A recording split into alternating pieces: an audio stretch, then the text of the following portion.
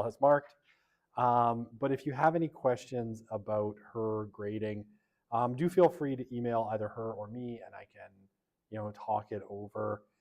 Sometimes TAs have a slightly different interpretation of things, and because she doesn't come to the class every day, which she doesn't have to, she might not know something that I said.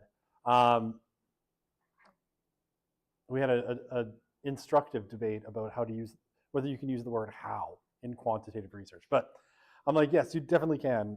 There's no hard and fast rule that says the word how is banned in quantitative research. Anyway, if you have any questions, do feel free to shoot me an email. Someone already did, and I just haven't had time to answer.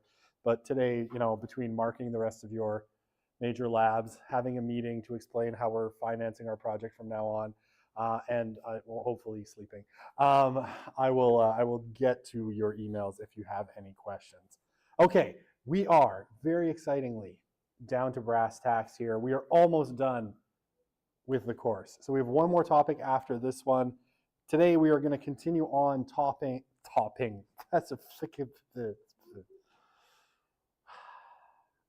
Why does my mouth move so much faster than my brain? Talking about mixed methods. So I have no videos this time, so I don't have to hold up my laptop like I'm someone from the 80s holding up a boombox. I have to remember to put in a hearty complaint about this room because I think I'm in here for this very same course next semester. Sadness. Although at least it's not minus 1,000 degrees in here today, so that really helps. All right. Well, let's get into it, I guess. So when we talk, okay, so again, I guess the big kind of takeaway from the first part of this before we get into kind of what it looks like, and maybe I'll just blast through these next few slides really, really quickly, is that a lot of the distinctions that we make between what's quantitative and what's qualitative are a little bit artificial, right? So in quantitative social science, perspectives, right? People's opinions and perspectives are now considered to be meaningful and important, right? It's not just measuring, behaviors and trends. Why people do things, people want to know that as well in quantitative research. And qualitative research often involves, the study of behaviors or particular activities, not just motivations, right? People want to know what motivates particular behaviors, but the study of behaviors and trends is interesting as well. So, both types of researchers are interested in both what people do and what they think, right? Even though they go about it in different ways. Okay. So, and again, I'm just going to undermine the whole course in this section, but that's okay. That's what the textbook does too. So let's just go with it. I made this really hard distinction between sort of deductive, which we said was quant, and inductive, which we said was qual, right? And this, if you recall, was, basically it was, theory to data, and this was data to theory, right? But a lot of quantitative research, survey research, often is inductive, right? It's not so clear that you just start with a hypothesis and then you go test it. Often, right, you do the survey and then you look at what you have and then you develop your hypotheses from there. And certainly when I've done quantitative research, this is how I do it. Often I'm doing the survey research because I don't know anything. I was reading my spot surveys from last year and someone was like, I don't know if I'm just like a traditionalist or something, but I don't like it when professors swear in class. And I'm like, oh, right. Probably bad, but at least I wear a button-up shirt, so, I remember the one semester I taught at King's University, I swear to God, every professor was in like tracksuits. And I was like, I feel out of place and I don't know why. It was just the funniest thing walking by these classrooms that honestly had like 12 people in them and everybody was wearing like super casual clothes. And I was like, dress shirt, okay, it's too much. King's is a lovely institution. It has very many charms. The dress code was not one of them, nor was the building. Anyway, it's an old hotel that they converted. It's really strange. Okay, so in surveys, the number of potential hypotheses is vast, and many are formulated after data collection, right? Sometimes you don't know what you don't know. And sometimes even like if you're using existing data sets, right? You might not have an idea what's in there, and you go and you play around and you run some regressions and you see if anything pops out, and then you try to explain what the heck is going on. So again, this distinction that we make is way too, quant is deductive, qual is inductive. Most of the time that's true, but obviously there are exceptions. And so if we can soften that boundary, we can do some other things. Okay, numbers versus words. Yeah, the use of numbers to describe things is not quantitative only. You see quantitative or numbers kind of language in qualitative research. Sometimes it's things like semi-quantification of things, right? Like 80% of our participants said X, or indicated this thing in our interviews, right? So you do have quantification as well. And some quantitative researchers will even analyze qualitative data, right? They'll do sort of quantitative content analysis on it. Look for trends, repeated words, repeated phrases, all of these sorts. And talking to people. But that's not always true, right? Interviewing people or focus groups, these are very artificial circumstances. Really only participant observation, ethnographies that are like 100% covert, you could say, are completely naturalistic. So, anytime that you're in there and you're wearing a name tag that says researcher, ultimately you are introducing some degree of artificiality and reactivity into that environment. So, artificiality is not only a problem in quantitative work, qualitative work, the second you're there and observing things, you're changing the environment as well. Okay, so down to kind of brass tacks. How do you actually do this? And what are some of the approaches that you can use, in terms of multi-method techniques? So qualitative research can be examined using quantitative methods, right? So this is not, I wouldn't say super common, right?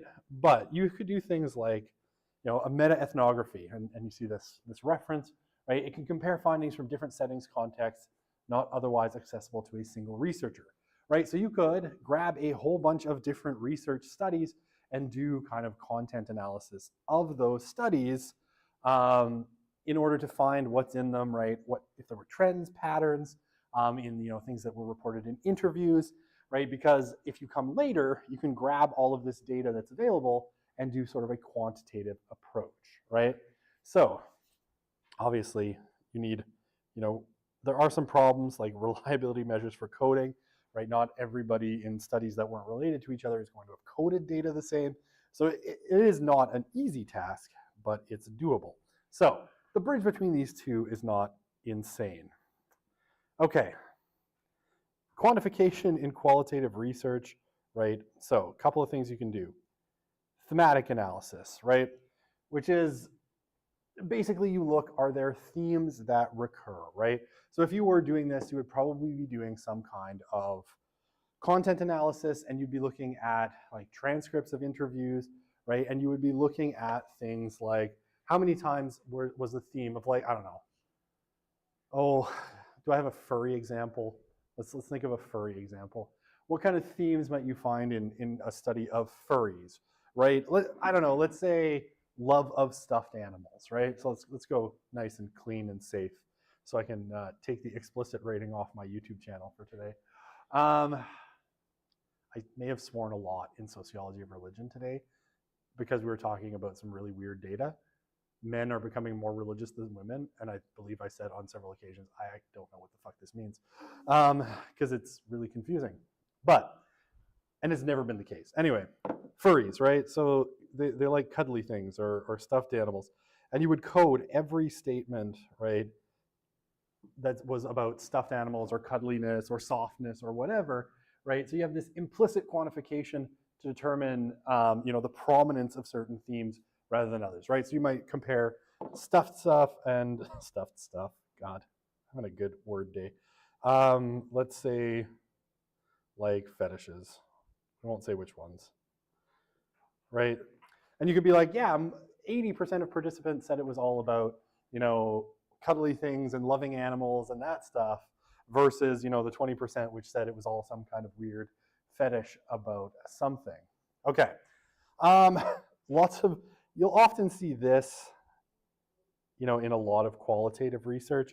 Terms like many, often, rarely, most, few, seldom, right? So you're not actually giving like a hard number value to things, but you might say like, most of the furries I talked to, or many of the furries I talked to, said that they were interested because they love animals and that I identify strongly with animals. Rarely did they say that it was about, some kind of sexual fetish or something like that, right? These are kind of quasi-quantification.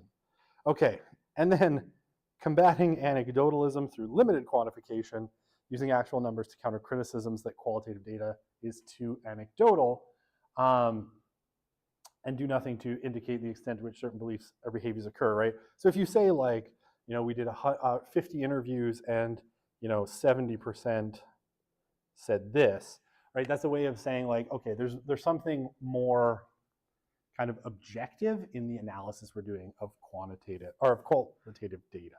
So does that all make sense? Is the YouTube video you're all watching right now more entertaining than me? I'm kidding. It's fine. The first class I ever TA'd as a grad student, I sat the entire semester behind someone who I swear played Monopoly on her laptop the entire term. She did not do well in the course, but I always wonder when people are staring down and I say something and no one reacts. I'm like, are you? And especially since many of you have long hair, you could easily have 1 or 2 headphones in and I would never know. It's like, yeah, the latest whatever video. I don't even know. I have a 14-year-old daughter who's obsessed with Taylor Swift, so I'll just assume you're all watching Taylor Swift videos right now. Okay, so arguments against multi-strategy research. And these, I'll mention them, but I kind of mentioned them last time. I don't think most people think like this. Okay, one of these is what's called the embedded methods argument, right? The use of a particular research method implies the acceptance of certain epistemological and ontological positions, right? So if you're using survey research, you have to be a positivist, right? You have to think that there is an objective social world that can be measured. And therefore, if you don't agree with that position, you shouldn't be able to use survey research. Right, use of participant observation necessarily means that a researcher takes an interpretivist position that is inconsistent with a natural science model, right? I don't think, and again, this is unsustainable. I don't think this works because I think you can, amongst other things, you can think that, yeah, people have interpretations of the world. You don't have to think that those interpretations are the objective truth just because you have a positivist view. You could be like, okay, I understand this is how this person is building their view of the world, even though I think there's a social reality. And again, this is what critical realists tend to say, right? Like we understand, we think there's a real social world out there that can be measured. It's hard, but we can also understand that people construct their idea of the world, the picture in their head, if you will, in different ways. Okay, the paradigm, arguments against multi-strategy research, the paradigm argument, right? Very similar to the last one. Quantitative and qualitative researchers are based on separate paradigms, right? They have separate ways of understanding the world that are epistemologically and ontologically incommensurable. What a nice word incommensurable is. Basically, right, you can't swap them, you can't use them together, right? You can't, like that video said, you can't have one research question that you're answering both quantitatively and qualitatively. So you can't have them both feeding into the same research question, because that research question at its core is going to have, quantitative or epistemological and ontological sort of assumptions behind it as well that are quantitative or qualitative, and that these methods can't ultimately overlap, right? They don't answer the same question, right? So you could have in this kind of view, you could have multi-strategy, right? You have RQ1 and RQ2, and you can use, quant to answer this one and qual to answer this one. But you can't answer the same research question because each of these has to have, epistemological and ontological assumptions. Now, again, I don't think anyone really thinks like that. Well, I mean, I'm sure some people do. In fact, I've met people who do. I just don't like those people. It's not a fruitful way of sort of doing research because, again, I'm a critical realist at heart. You can find out things from the qual that can inform the quant in interesting ways, and you can put aside these kind of ontological and epistemological questions. You don't have to be locked into them. You don't have to be like, I believe in science, so quantitative research forever, right? Because there are things, whether you think people's accounts of the world are, in interviews and in participant observation, whether you think those are, a full representation of the actual social world, you can still learn things about how people put things together. Okay. Two opposing positions, right? Okay, the epistemological argument, quantitative and qual research are based on incompatible epistemological principles, right? One thinks that you can only gain knowledge through the scientific method and objective measurements. The other one thinks you can only gain knowledge about the social world through how people construct it. But yeah, people making this claim generally also maintain that the two orientations are also ontologically incompatible. They have different views of the world. And I guess you can know this and just be like, okay, but I'm still going to do it, and that's fine, because we all, not all of us, but most of us do both kinds. Okay, and a technical argument. Quantitative and qualitative methods are simply techniques that can be used without necessarily adopting a particular epistemological or ontological position. And I think I'm going to make a big green check mark over here. I think this is the position that we should probably adopt, right? And this, you could call this, it's kind of utilitarian, or some people will say that it's instrumental, right? So a technical argument or an instrumental argument, right? That any tool in a qualitative or quantitative research tool, okay, usually people who have this kind of position, and I'm not going to say it's right, but absolutely this is the right position.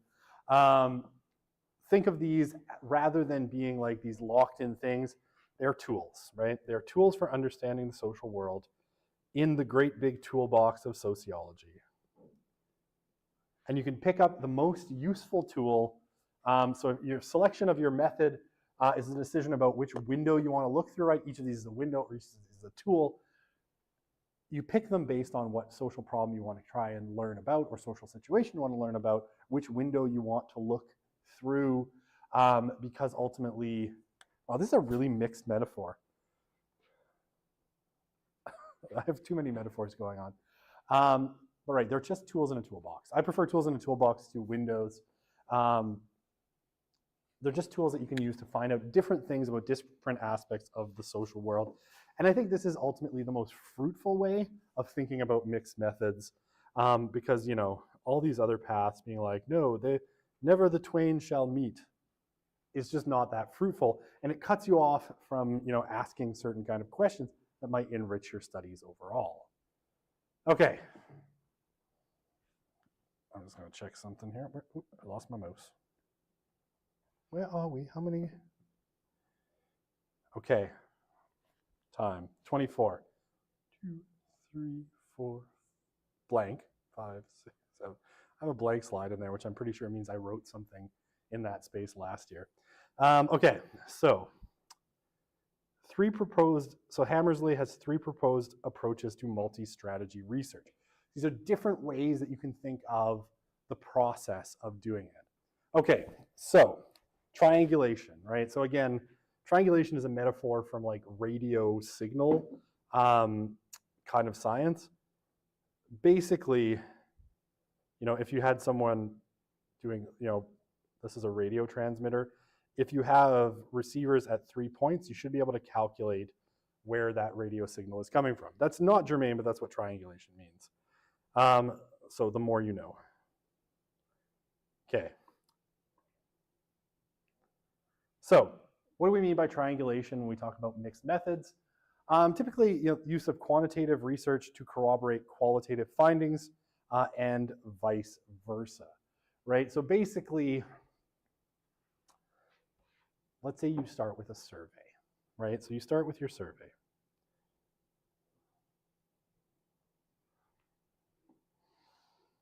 I like green. Wow, the green pen is really nice looking. I guess it probably doesn't show up well here. Oh no, it does. I've been writing in red this whole semester. Such an angry and aggressive color.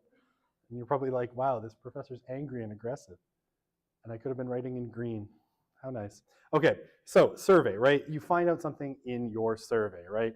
So you go and you're doing, a survey of religious teenagers in America, right? And you find out that it looks like the ones who attend religious services frequently tend to have better relationships with their parents, right?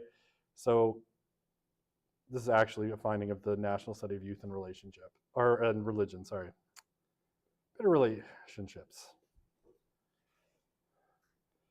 Right, and you find this in quantitative data, and you're like, oh, I really want to kind of figure out what this looks like or corroborate it. So what I do is I go and I do interviews with some of the people that were part of this study. And I ask them about their relationships, right? So I would talk to some who are very religious, some who are sort of religious, and some who are not religious at all, and just kind of get their accounts of their relationship. And if you find the same thing in both, right, you can say that, okay, no. Thank you for beeping at me. I've had so many times where I forget the projector, especially in the TELUS theaters, and those projectors take like 5 minutes to shut down and 5 minutes to turn back on. So then I'm like narrating my slides with no visuals, and it's awesome. That always happens to me in SOC 100 because I'm always late showing up to class, and that's the one thing I forget. Okay, but right, you would back up your findings here, right, your survey data with interviews. And if you're finding things in both, you can say that, okay, your qualitative research has backed up your quantitative research. And this is really elegant, right? If you ever read, read books out of the National Study of Youth and Religion, or if it's not your bag, lots of books where people have done interviews and survey research, they have this, hey, look at these statistics, and then, a whole section of the book or the article where it's like, then, we talked to these people, and this is what they said, and this is how it kind of fits in with our quantitative data. It's a really good way of kind of grounding it, and it makes it a little bit more understandable for people who maybe aren't super quantitative in their understanding, right? If you, you've all done stats, but for the vast majority of people who haven't done stats, or, maybe did stats once in university and have forgotten everything,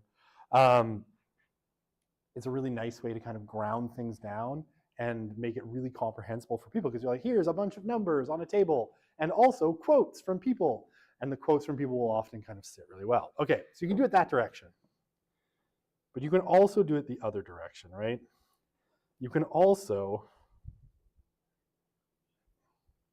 go from, say, interviews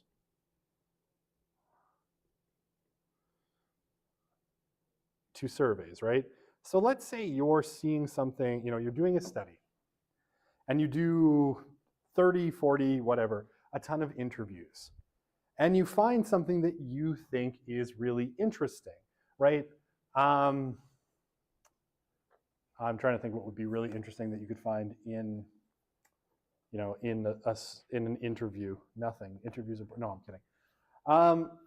I'm blanking on an example. But let's say you just find something interesting in your interviews, right? You find that, in your survey of, oh, I was going to go with furries, but is that too on the nose? Let's say, okay, in your study of furries, right, that most of them are answering that they, had some sort of childhood trauma which led them to, becoming a furry. I'm not saying they did. I'm just making shit up. If you're a furry, I'm not insulting you. Or maybe I have been insulting you this entire course, and I'm really sorry. It's an illustrative example, right? So you had some kind of childhood trauma, and most of your interviewees are telling you this. And then you're like, oh, I wonder if this is general, right? If I can generalize it. But because you don't have generalizable data, you go and you do a survey, right? And you survey 1,000 furries, if you can find them. And you ask them questions about this, right? And then they're, 80% of them, or I don't know, let's make it lower, 60%. That doesn't show up nearly as well. Back to green. 60%, say that yes is 100% the reason, then you've got backing for this thing that you found in your interviews, right? So again, they can support each other, they can corroborate each other. You can kind of back up one set of findings with another. Okay, I never mentioned the furries. Okay, triangulation also takes place within research strategies using different quantitative methods in one project, right? So you could, potentially use this for different quantitative methods, right? Surveys and, I don't know, content analysis. So you could find, something in surveys, and then you could go and do content analysis to see, if you're finding that theme in the past, right? Let's say you're talking about, I don't know, police violence, and you have a population that's complaining a lot about police violence, and then you go back in newspaper accounts going back into the 90s, and you could kind of back it up with a quantitative content analysis, right? So you can have triangulation in a bunch of different ways, but typically, right, the most common one would be surveys and interviews, or surveys and ethnography sort of backing each other up. All right, how am I feeling? Stressed, always. That's the only one I ever check off. Stressed. There we go. We detected a change in your body response. Are you stressed? Yes, always. Okay. Facilitation, right? Eep, my pen no worky. So facilitation is the use of one research strategy to assist with research that uses a different strategy, right? So qualitative facilitates quantitative, and quantitative facilitates qualitative. All right, so that's clear, right? I don't need to explain anything beyond that. No. Okay, so suggesting a hypothesis, right? By using qualitative data to generate a hypothesis for quantitative data, right? Maybe you have a bunch of quantitative data and you can't quite explain it, or you can't quite figure out what is going on. Or, okay, let's put it this way, actually. This is smart. You start with qualitative data, right? So let's say you have a research project and you start with interviews, right? So you start doing interviews.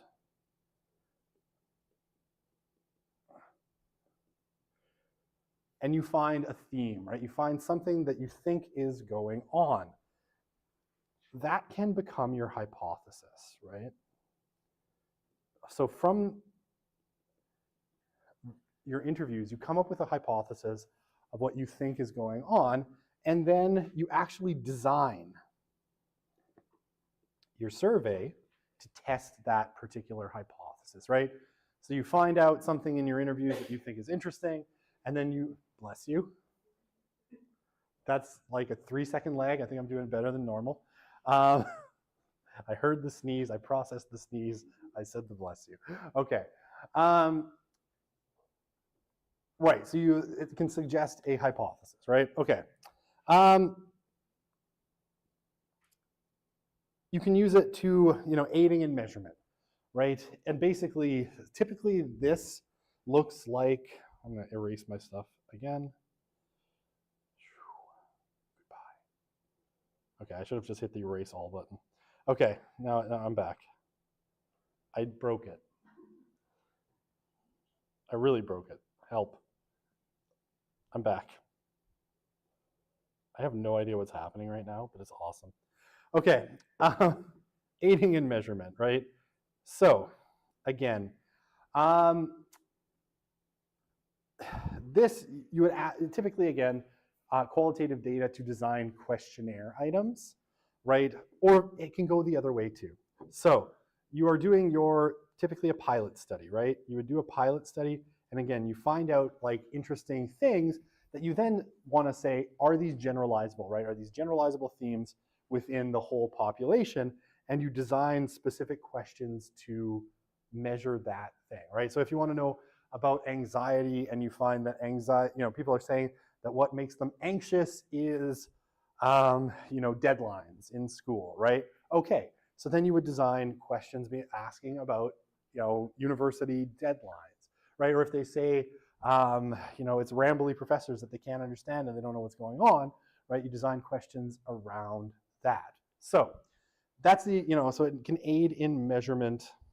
And I think, yeah, typically the most typical way would be taking qualitative data, things that people are telling you, and designing then measures to kind of figure out what that is. Now, it can go the other way as well, where if you start with a quantitative aspect, this one, right, quanti, and you see particular trends in the data, right? Maybe you see some kind of correlation between two things, right? People are answering in a way that surprises you, and you're going to go do interviews. You can then design interview questions that are meant to interrogate that point.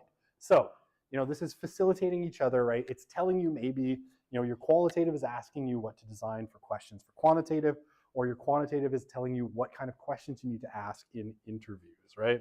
So that kind of thing. And this one, I'm going to say this is controversial. Providing research participants. Quantitative studies may identify people who could participate in qualitative research. And the only reason I say that this is controversial is because it's now pretty hard. So, unless you own your own research platform, in which case you can do it. When I've done research, right, so I use both Abacus Data, which is a big polling firm in Canada, and Leger, which is another, that's an E, Leger. And one of the things, and I actually also used SurveyMonkey for some, that didn't work out as well, and one of the things I wanted was, I was going to start with this quantitative portion, and then I was going to put the final question: would you be willing to be contacted to be part of focus groups on this subject? And all three of them said, I'm going to go to red, you can't ask that question because we're not allowed to collect personal data as part of these surveys. And if they're entering an email address, that is collecting personal data, right? Now, part of this is also all of these, well, SurveyMonkey doesn't, but Abacus and Leger offer focus group services, right? So they don't want you to be able to recruit your own focus group people. They want you to pay the exorbitant fees at Leger, which I think was about $25,000 for a 10-person focus group, right? They have a facility in Edmonton downtown where they do focus groups. It's beautiful. It is supremely expensive to get them, and they want to do it for you, not for you to do it yourself. So there might be an element of that. Why SurveyMonkey wouldn't let me was, it's part of their terms of service. You can't collect personal data about people you're asking surveys about. So this is really difficult now. Like before, in the before time, when you were doing phone interviews, and the university and sociology used to have our own like survey group called the Population Research Lab, which the university shut down because it was only making $2 million a year, which I will never quite understand that. But they couldn't find a new director. That was the problem, is nobody wanted to direct it. They didn't ask me. I would have directed it. I don't know. I was a grad student at the time. That probably wouldn't have been okay, but I'm like, I'll do it. I love taking on jobs I don't know anything about. This is my favorite thing. But unless you have that kind of group that's doing that, and can run those kinds of things for you, it's really difficult to get participants. So yes, lovely if that's possible. Increasingly very difficult because we're reliant on these sorts of organizations. I love that my coloring is now multicolored. It's so evocative. Okay, and complementary. Okay, so this is our third of the three. I go back to green because green is so friendly. Yeah, so you can use more than two approaches, or using two or more approaches where a single approach would not be sufficient to fill in the gaps, right? So it can be used to illustrate static processes, features of social phenomenon, collect data at different levels, can be used to test generality of findings encountered in qualitative research by using quantitative data, right? So basically, very similar to triangulation here. You're using one to complement the other, right? So you're using two or more methods to get access to different parts of the social world, right? So, you might not even be using them, in a way to affirm, say, your quantitative findings with qualitative research, but because you see them as telling you different things about different aspects of the social worlds, right? So quant would tell you trends, and qual would tell you reasons. Or, it might tell you the what, and this might tell you the why. So you use the two to complement each other, right? To get you big chunks of data, big generalizable things, but also try to dig down into those general results and try to figure out why people are acting in particular ways, right? Okay. So qualitative data can be used to interpret the relationship between variables found in quant data, right? Again, if you have a relationship, and especially the direction, right? Here, I think the big one is direction of causation. Because so if you see a correlation between two pieces of data, all you can say as a researcher is, I think the direction is this. And a lot of times, that's just intuition, right? Like I was saying last time in this paper I had read on the relationship between increased pornography use and decreased religiosity, one of the things the researchers say in that paper is, porn up leads to religion down, is that everybody assumes that this is the direction of causality, right? Because it sort of works at an intuitive level. But what they say is there's nothing in the data that tells us this, right? There's nothing in the data that says, what the time order of it was, right? So if you can see time order, that's great. But most of the time, say in survey research, you're not going to know what the time order was. But you can ask people, right? And that's where the qualitative data, can help describe that mechanism, right, of how the variables influence each other. And you might find out that actually, no, I was very religious, and then one day I accidentally logged on to Pornhub, and I became a staunch atheist. I think there's a scene like this in Young Sheldon, if I recall, where, the girl that Georgie is about to sleep with suddenly discovers religion, and the narration tells us from that day on he was a staunch atheist. So the atheism followed from a strange directionality in that case. But you would know, you can only figure out some of those directions of causation with that qualitative research, right? Unless you can figure out what the time order of things is. Okay, how am I doing for time? Super good. I am the best. Okay, no, I'm kidding. I'm doing terrible. You got a blank slide. Okay, so different methods can be used to study different aspects of the phenomenon. I think that's pretty obvious, right? You want to ask, and here, two different sets of questions, right? You might have one phenomenon that you're interested in, but you have maybe two research questions. One that is quantitative and one that is qualitative.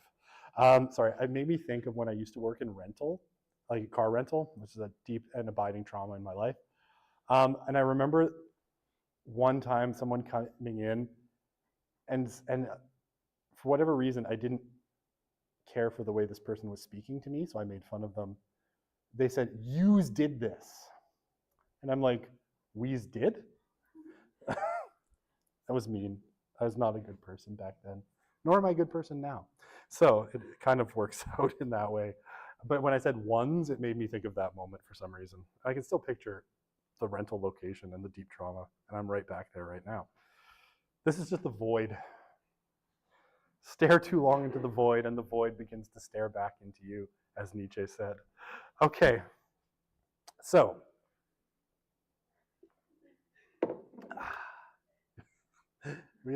Some nihilistic philosophy thrown in with your methods right there.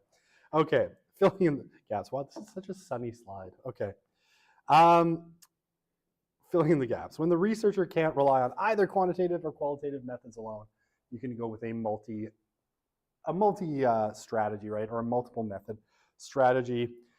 So the important thing, and this, by the way, the last point in your major lab number 2. Should I shut off the live stream so the people that don't come don't hear this part?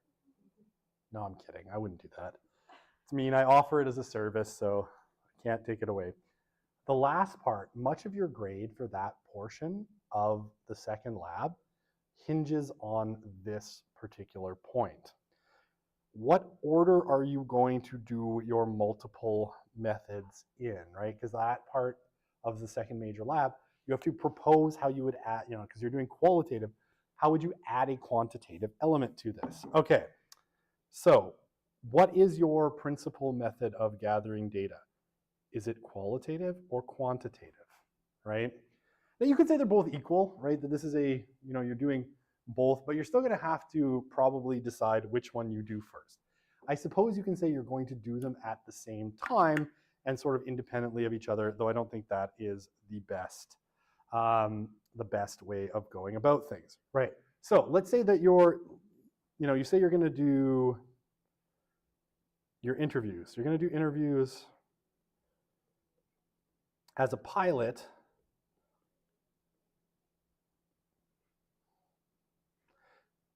to shape your quant, right? To shape your survey. Perfectly legitimate way of doing things, right? You could do kind of pilot interviews. Maybe you don't know a lot about the topic that you're hoping to study, and you want to get kind of a lay of the land. So you're going to recruit some interview participants. You're going to do some semi-structured interviews to kind of get a feeling of what people think so that you can then design your measurements, right? So, perfectly legitimate. Or, as I said a minute ago, you could say you're going to do you're going to start with your survey, and then you're going to use that to figure out what's happening so you can design your interview or focus group guide. So, as it happens, this is my preferred way of doing things, right? I tend to like going from quant to qual because I feel like the quant gives you a great big eagle-eye view of the social questions that you are trying to figure out. And then, I like to kind of dig into it. I analyze the data, crunch some numbers, figure out what the trends are, figure out what's interesting about like big social trends that I'm seeing, and then go ask very specific questions about it. That is not necessarily the right way of doing things, though. You can do things in whatever order. Well, I mean, there's really 3 ways of doing it. Quant first, qual first, or both of them at the same time. But yeah, so what is your complementary method, right? What is the principal method? What is it, what order do you think it is? And if you're doing both at the same time, you kind of need 2 research questions, because each of them is going to be looking at things very independently, and then you're going to be putting that data together. At the end, they're not going to affect each other. And again, all 3 of these are perfectly legitimate. There's no wrong answer. But you just have to justify, especially in that last part of the major lab number 2, you have to justify why you're taking that particular approach, right?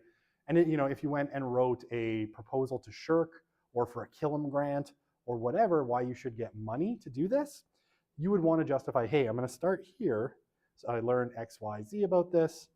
And then I'm going to go to, I'm going to do my surveys first, and then I'm going to do focus groups interviews or whatever to kind of dig into those questions further. Again, no wrong answers. The only wrong answer is not making a choice, in which case you will get docked marks. So, of course, lay it out in your thing. Okay. Problem of generality, right? Qualitative research presents findings without evidence indicating how typical it is. Quantitative comparisons can be of use in trying, you can, if you have qualitative findings, you can, and you say they can't be generalized, but this is what was found in other quantitative studies, so using other people's data, that can be a good way of doing it.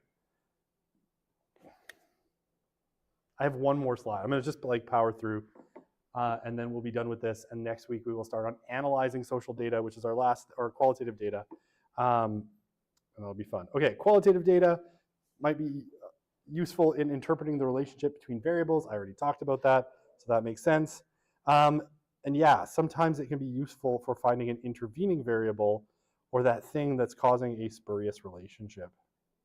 So if you ever think that you have a spurious relationship, right, where you have two things, two variables in your quantitative data that are moving, but you can't figure out necessarily what the relationship is between them, right? There may be a spurious variable or an intervening variable that's messing things up. And sometimes qualitative research can be the way of figuring out what that is, because you go ask people, hey, what was going on, what's happening, and they might tell you, about a spurious variable that you did not realize was there.